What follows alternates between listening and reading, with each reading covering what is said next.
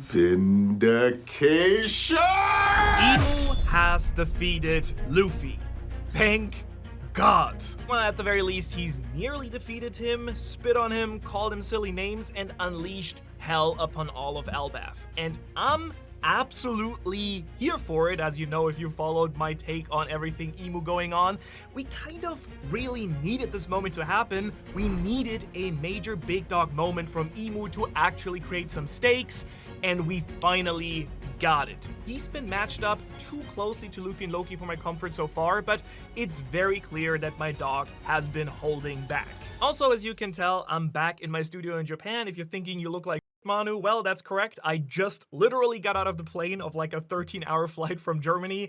I'm on my 6th coffee, and I'm like recording this before I'm crashing out because obviously this chapter is insane and I kind of need to talk about it with you before I then sleep for like probably 5 days in a row. Anyways, chapter 1188 has some absolutely insane action, but also weaved into it were some more sneaky reveals, implications, and a shocking reveal actually about Joyboy that I personally wasn't fully prepared for, even though we've been speculating about a lot of the stuff for like weeks at this point. So over the next 4 sections, I want to dive deep into everything that we learned in chapter 1188. I know some of you have just been dying for a classic chapter review without diving off the deep end on some details, so this one is for you if that's you. Emu has absolutely just put respect on his name after this chapter. I hope you agree. After Luffy's absolutely nasty sucker punch to Emu's face, I will admit I was a little bit worried for a moment there that our dear friend Mugiwara Boy was gonna be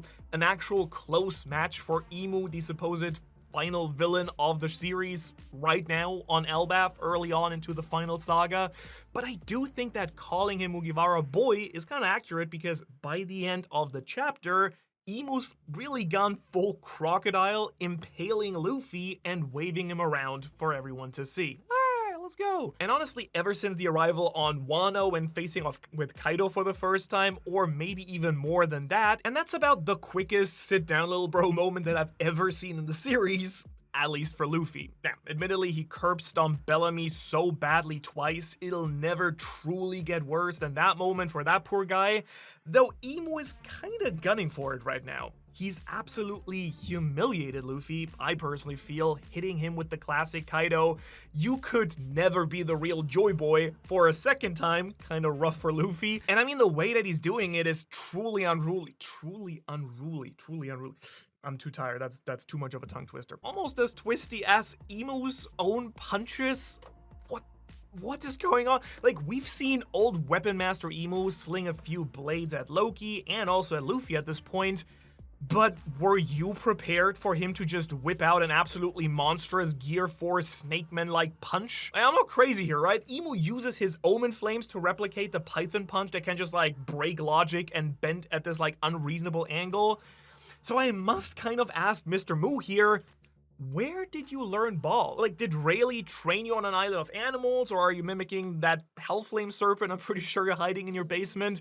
Or are you just copying people's devil fruit powers? And I'm pretty sure you're hiding something in your basement. But seriously, I hope you agree that, we just can't move on from this panel too soon here, because I do think it's kind of starting to paint a much clearer picture for what else Nerona Emu is actually capable of here. How so? Well, when we first got the reveal that Emu's power is devil fruit or the devil fruit, I was kind of left wondering what that actually meant, right? Same for you probably. Is it one godly progenitor fruit unlike any other that can create devil fruits?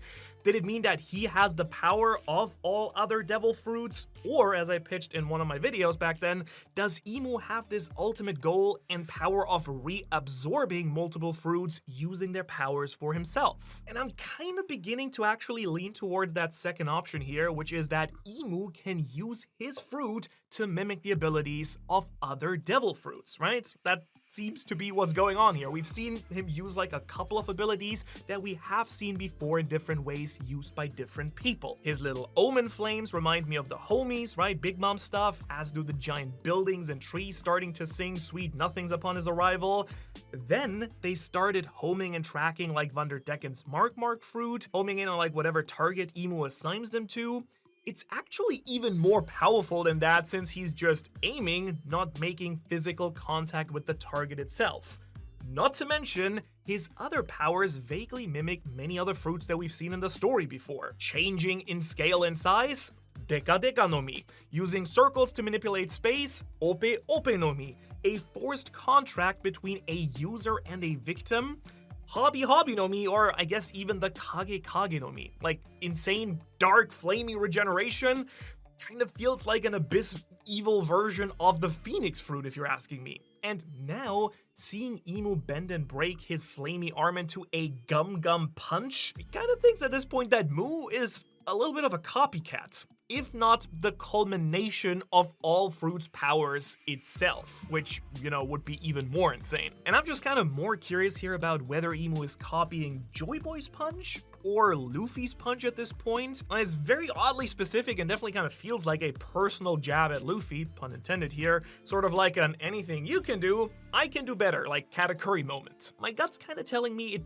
must be Joyboy though, specifically because of the first 2 panels of this chapter. Imu's connection to Joyboy might have just been revealed in this very chapter, the very first moment that they connected. Because through some sort of radio communication or something, I feel like it seems like Joyboy accidentally called out a distress signal or something that Imu then picked up, starting them on their long and very intertwined roads. So if Imu's now busting out a Gum Gum style punch, I'm kind of thinking it's something that he's watched Joyboy do a lot of times and decided to use on Luffy, who's clearly struggling still to tap into the full potential and the crazy limits of Joyboy's true powers with the Nika fruit, which, by the way, I kind of wanted to touch on in a little bit anyways when I get into Luffy, because obviously Luffy's got some work to do. I think we can, come out of this chapter saying that for sure. But before we get into all of that, I quickly first want to, go over the other key thing we see Imu do in this chapter.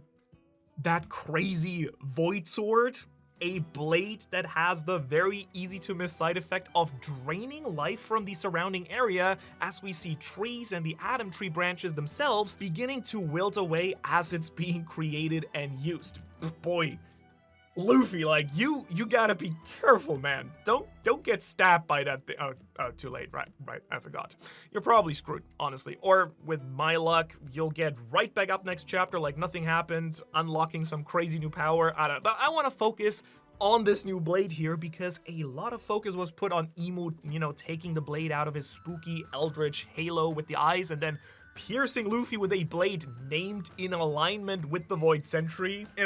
Imu's whole big campaign to erase all of history. Using Void here, it's like a very specific word here, I hope you agree, and I kind of wonder if that's what was used to actually reveal something else about Imu as well. Obviously, I don't know this for certain, but the fact that Imu uses abyssal powers and now a Void Blade really kind of has you wondering if that location is actually real, since the 2 words are synonyms. Is the Void an actual place in One Piece you can go to? Is the Abyss a spot, not just a name for a power? Obviously, if you follow the channel for a while, you'll know that I've actually been on that team for quite a while. Hell, I just actually proposed that is where the Ancient Kingdom might be located in this video here, not very long ago, like 1 or 2 weeks, but something is really becoming clear to me here.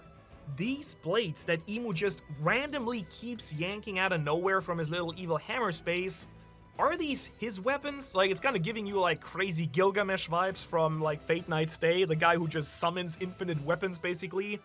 Are these his, or is Imu a top tier weeb and collecting the weapons of various powerful figures that he's actually dealt with in his potentially endless lifespan, or at least thousands of years potentially?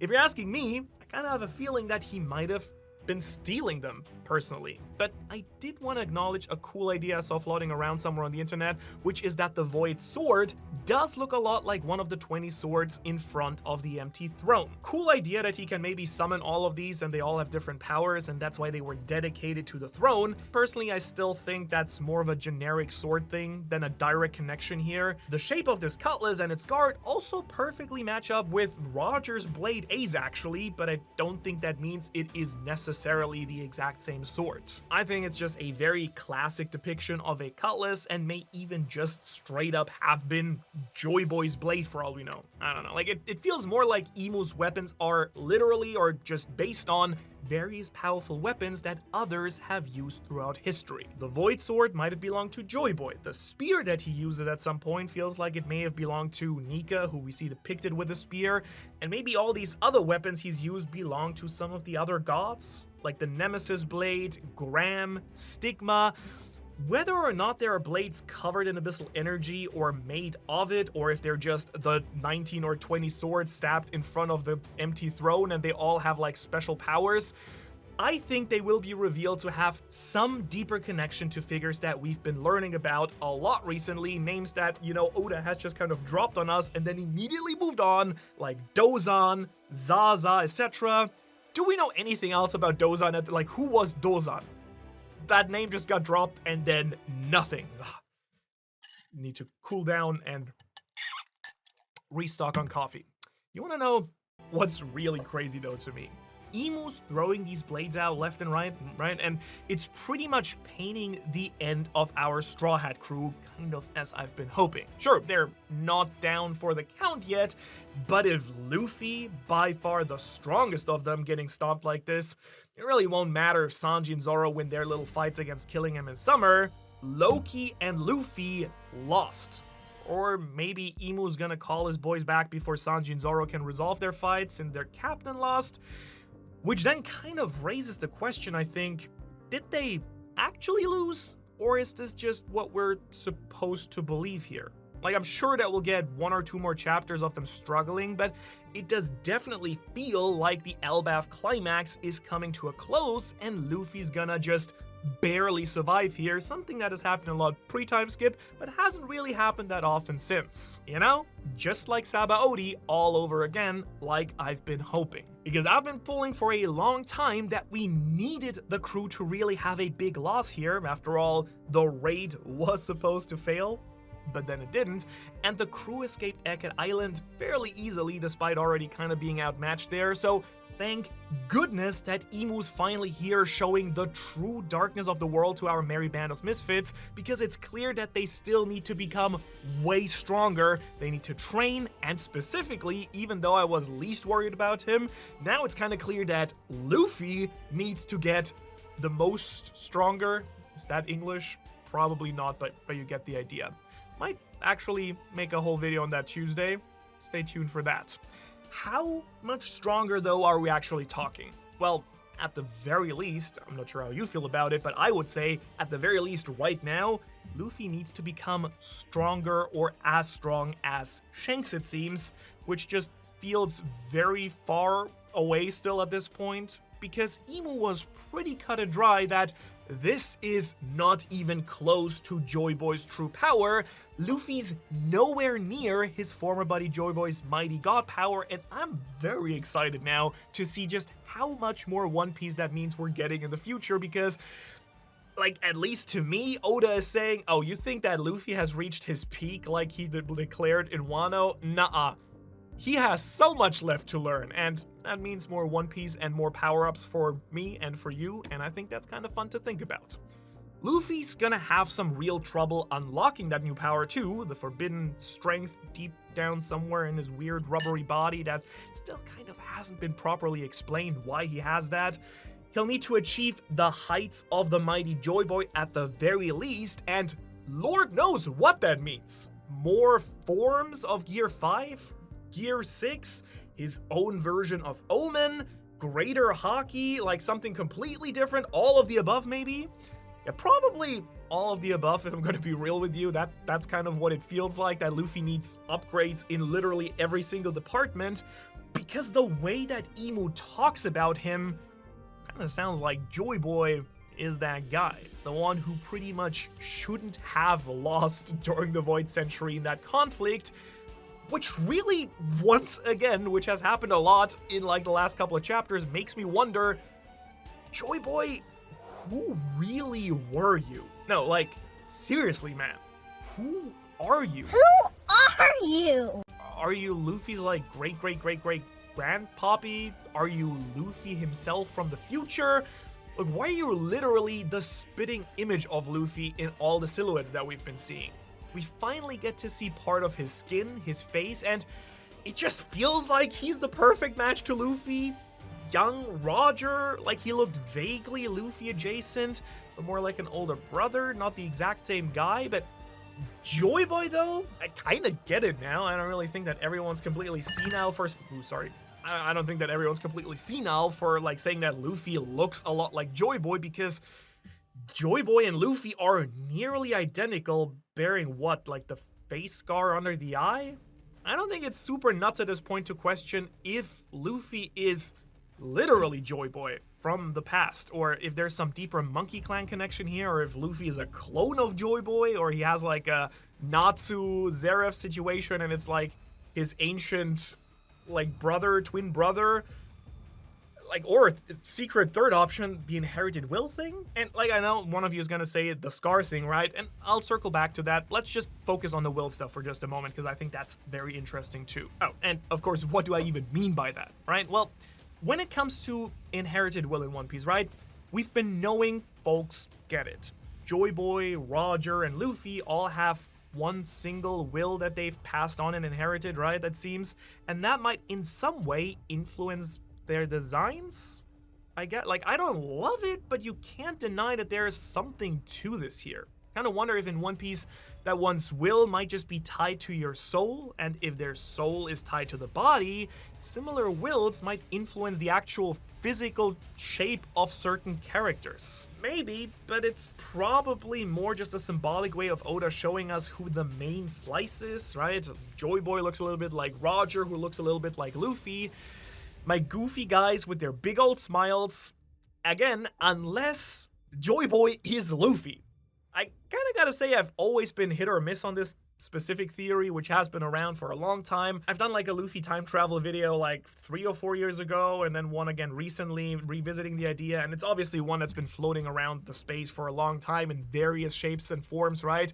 Basically, the idea here is that somehow Luffy goes back in time and then literally trains to defeat Imu that way. Like the One Piece is some fancy portal to the past that Luffy uses to become Joyboy, train to defeat Imu, and then set up the series for himself, then heading back to the main timeline and does the whole thing again. But next to the fact that time shenanigans can really quickly get out of control and make for a bad story, not saying that Oda couldn't pull it off, but it would be risky, but obviously we also just can't deny the obvious visual indication that this could actually be the case. Is it like maybe an Alice in Wonderland situation, where the Void Century is actually this period of time with a bunch of character that Luffy actually knows, and then he returns back to the main timeline completely bizarred out, right? Probably not that, but I do wonder if it also might tie directly into Elbaph though. Like, could the Atom Tree maybe hold some crazy magical properties that literally rubber bands Luffy back in time to train and learn the true history,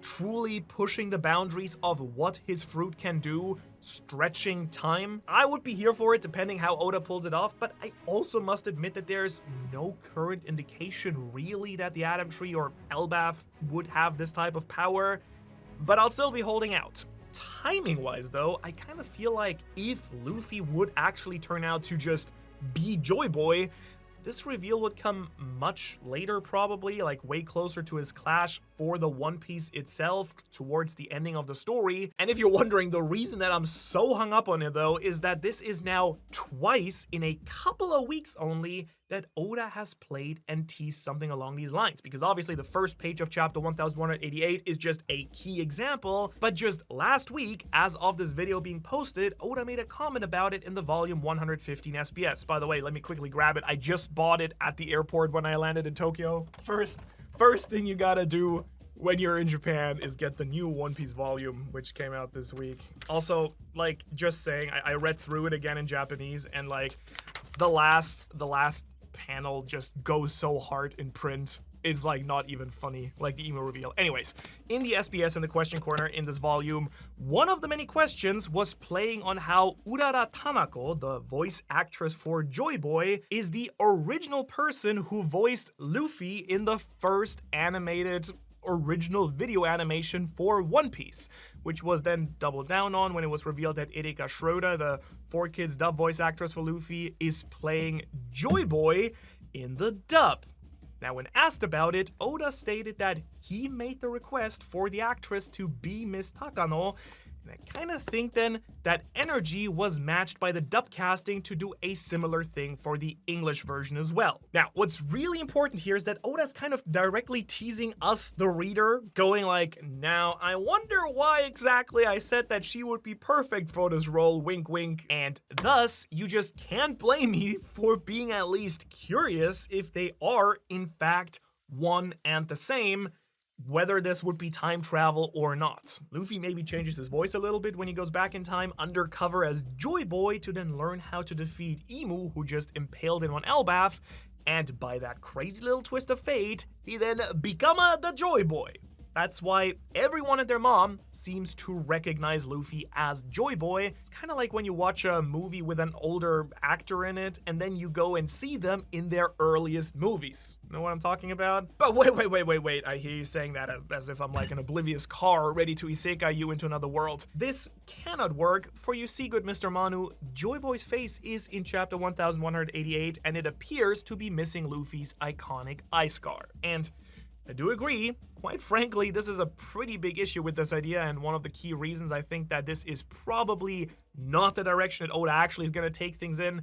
Again, probably for the best, time travel gets tricky, but I also would be a fool not to remind you that in chapter 1111, we see that Luffy's Toon Force-like abilities allow him to, well, just remove his scars at will. Now, I gotta be honest, I truly did not remember that this moment was manga canon. I definitely just thought it was just an anime-only funny little bit that was run.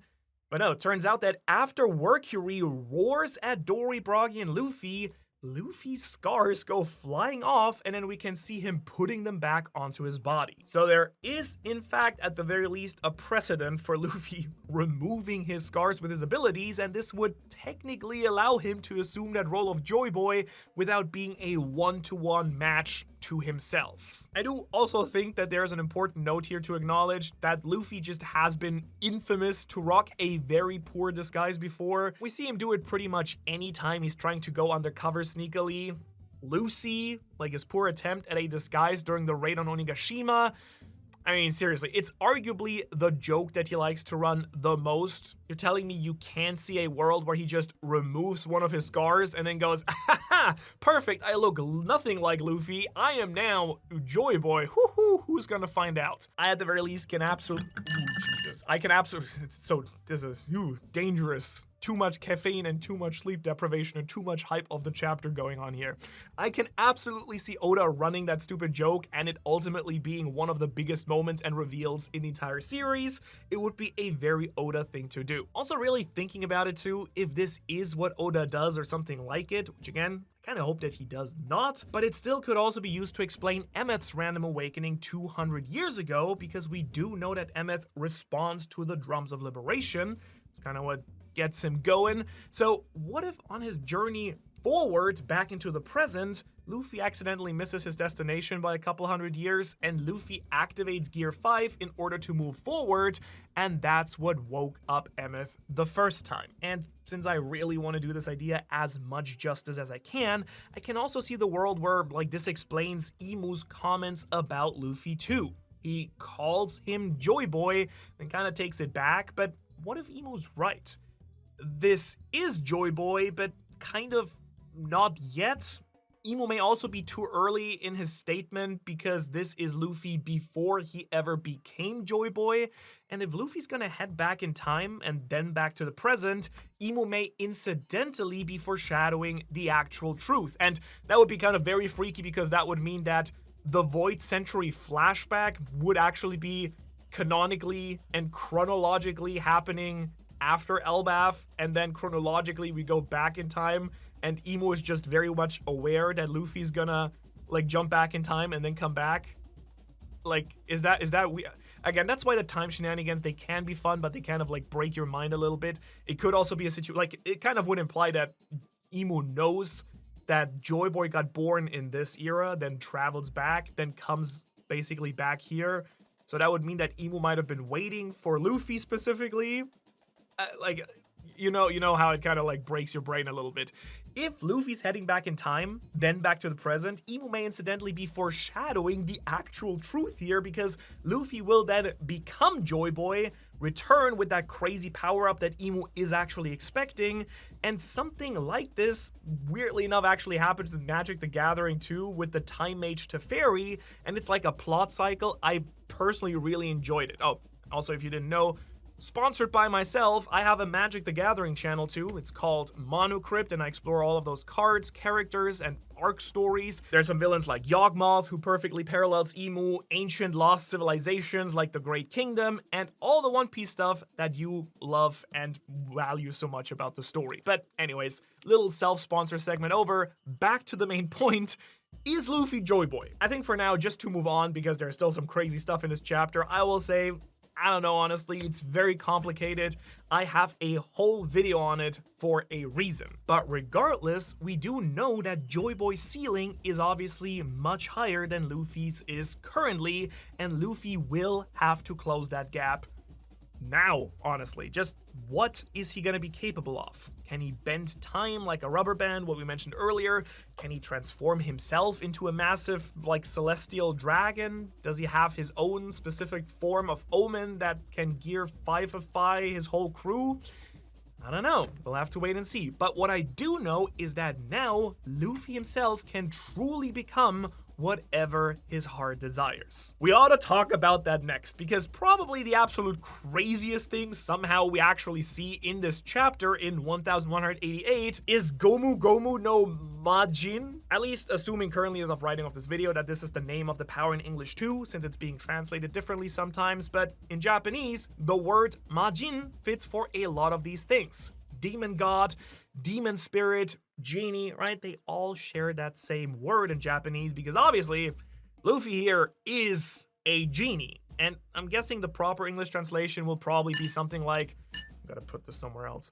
It's probably gonna be something like Gum Gum Jin or Gum Gum Genie, and it's an absolutely bonkers and hilarious tribute to the late and great Robin Williams, if that makes sense to you. Like, the gag humor that Oda clearly loves so much is pretty much straight out of Robin Williams' catalog, and there's honestly no doubt in my mind that this entire moment is to give some love and appreciation to that comedian. R.I.P. What's kind of nuts here, though, obviously, is that we're seeing Luffy transform into an entirely new being for pretty much the first time with Gear 5 specifically. Like, maybe it's just me, but this feels huge. It's like a whole new ball game, and I'm very curious what other Disney and classical animation references Oda might start to pull with Luffy. Will he become a big old Bugs Bunny, a legally distinct Luffy D. Mouse, Tom the cat from Tom and Jerry? Like, I know that Luffy has insane potential, but this is something totally new to suddenly stew on, and something that feels once again random but very exciting for Oda to throw at us, like seemingly without any foreshadowing. Well, I say that, but honestly, I kind of should have seen it coming, because we've seen the precedent set with Gear 4, Snake Man, Tank Man, Bound Man.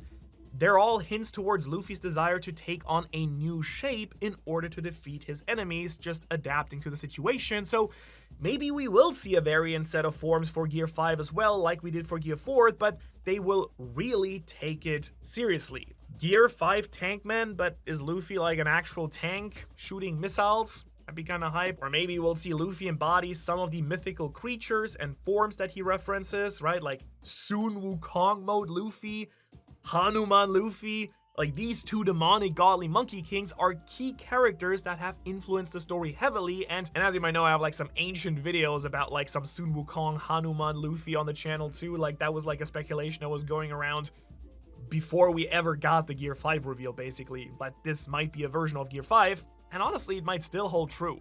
The Monkey King of Heaven, Sun Wukong, and the entire journey to the West is the big thing that inspired a lot of the story of One Piece, that we know pretty much for a fact, because like Oda is not super subtle about it. And as we learn through Luffy's Bajrangan, Hanuman, the Hindu monkey god who, tried to eat the sun because he thought it was a fruit, who goes by the name Bajrang Bali in some interpretations, Yeah, I mean, I'd absolutely love to see a Gear 5 Monkey God Luffy with elements of like Super Saiyan Force design or something like that.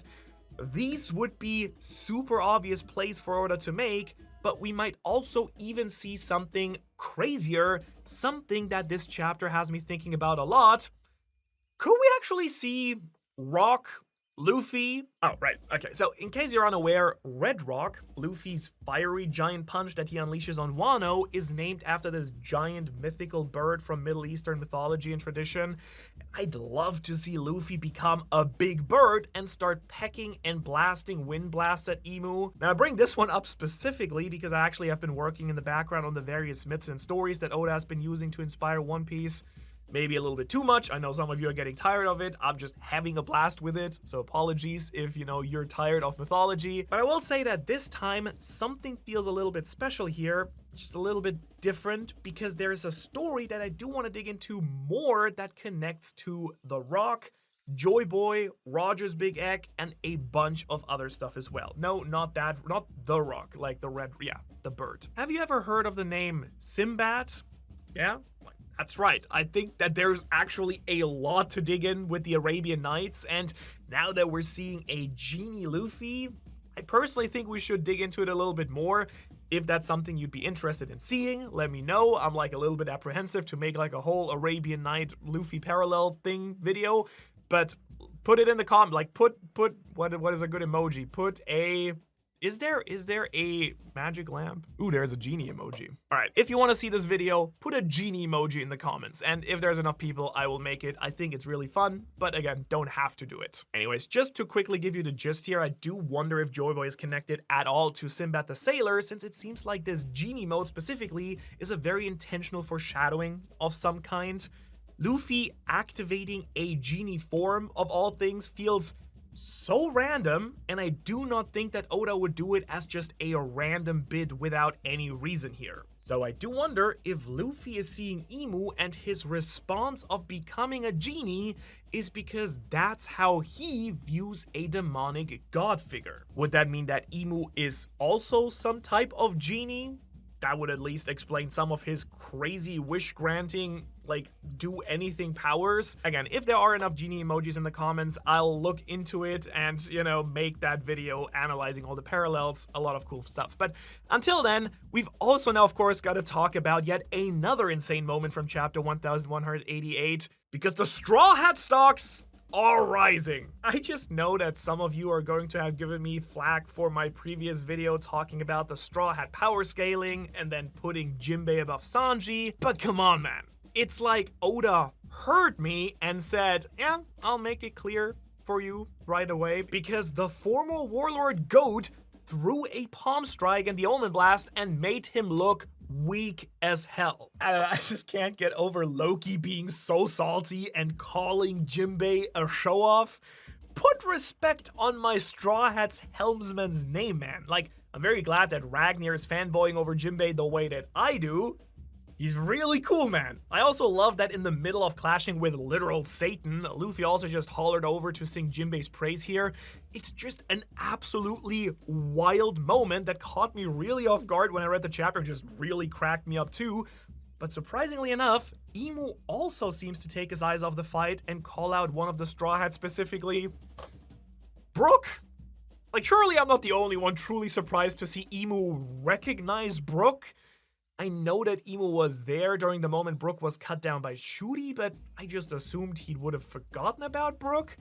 Why would he bother remembering some no-name soldier who didn't even know the devil fruit existed to begin with? And clearly, the knowledge isn't mutual because Brook has no freaking clue who Imu is and is falsely assuming he's the leader of the Holy Knights. Which, I mean, to be fair, I guess isn't technically false, but clearly he thinks that Imu is just like in Garling or Shamrock's position, not above the Gorosei at the top of the world, who he does know about, by the way. And what's even more surprising, though, is that somehow Imu doesn't realize it was Ragnar who actually melted Gunko's ice. At least as of writing of this video, Imu does think that it's Brook who melted the ice, and that's why it's bothering them. So are you not wondering if Ragnar was just hiding real good? Or does Imu not realize Ragnar has that power at all in general? Like, if Imu has no idea, that would be huge for the crew because it means that they may be able to, you know, go melt the Galela Giants out of their frozen prison on Punk Hazard and catch Imu off guard that way. I'd love to see Big Moo's face after a horde of imprisoned giants from 1,000 years ago woke up on the wrong side of the ice and make the world government their victims. God, that would be Usopp's wettest dream, who is still kind of doing nothing in Elbaph. Also, like, poor guy, like, Oda's doing him really dirty still. Literally everyone, Jinbei at this point, Frankie got some love, Sanji's getting love.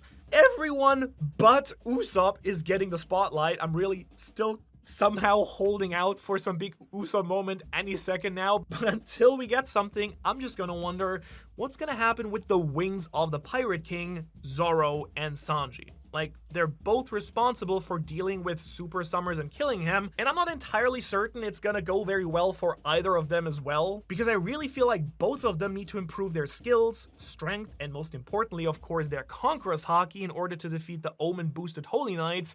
That's right, we know that Zoro had it, but Mr. Scopper downright admitted that Sanji has the potential for the Color of Kings.